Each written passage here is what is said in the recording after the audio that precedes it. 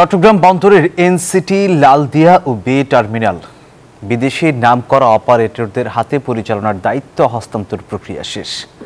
চলতি বছরের শেষের দিকে এই নিয়ে চুক্তি করা হবে। এমন সিদ্ধান্তকে বন্দর ব্যবহারকারীদের মধ্যে কেউ কেউ ইতিবাচক বললেও শ্রমিক নেতারা বলছেন বন্দর বিক্রির পাঁয়তারা করছে সরকার। কঠোর আন্দোলনের হুঁশিয়ারি দিয়েছেন তারা। আবু জাবেদের ছবিতে বন্দর নিয়ে চট্টগ্রাম থেকে নয়ন বড়ুয়া জয়ের 4 পর্বের ধারাবাহিকের প্রথম পর্ব আজ।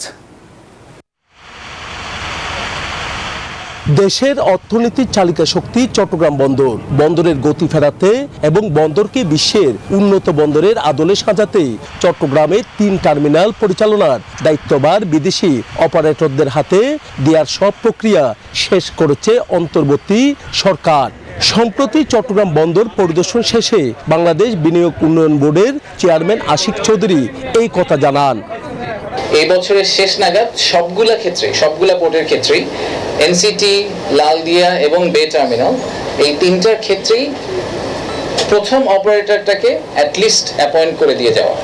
সো এই বছরের শেষ হচ্ছে আমাদের by December 31st we would like to complete at least first operator for bay terminal এবং এলসিটি এবং এনসিটি। বিদেশি অপারেটরদের হাতে বন্দরের দায়িত্বভার তুলে দেওয়ার প্রতিবাদে এখনো সোচ্চার বন্দর সংশ্লিষ্টরা।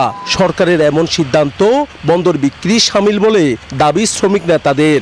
এটা মানব না, এটার নাম, এটাকে বন্ধ করার জন্য যা কিছু করার দরকার সবকিছু আমরা আমাদের পক্ষ থেকে, শ্রমিকদের পক্ষ থেকে আমরা করবো এবং আগামী 30 তারিখের আগেই আমরা আন্দোলনের একটা পদক্ষেপ, আন্দোলনের একটা ঘোষণা আসবে। তবে বন্দর ব্যবহারকারীরা বলছেন পণ্য আমদানি রপ্তানিতে খরচ না বাড়লে বিদেশিদের হাতে দিলেও কোনো আপত্তি নেই তাদের। বন্দরই তারা চালায়, আমার মনে হয় ওরা চালাইতে পারবে, নৌবাহিনী চালাক, অর্থাৎ দেশের মানুষ চালাক, দেশের বাইরে কাউকে আমরা এটা লিজ নিতে দেব না। এইদিকে বন্দরের এইসব কন্টেনার টার্মিনাল বিদেশি অপারেটর নিয়োগ প্রক্রিয়া শুরু হয় গত আগস্টের ক্ষমতাচ্যুত আওয়ামী লীগ সরকারের আমলে। বন্দর যত বেশি ইকুইপড হবে, বন্দর যত বেশি সমৃদ্ধ হবে, স্বাভাবিকভাবে ব্যবহারকারীরা তত বেশি সুবিধাটা পাবে। সক্ষমতার জায়গা বাড়াতে গেলে যেমন বে টার্মিনালের প্রিপারেশনে এখন সরকার আছে, খুব সিরিয়াসলি কাজ করছেন।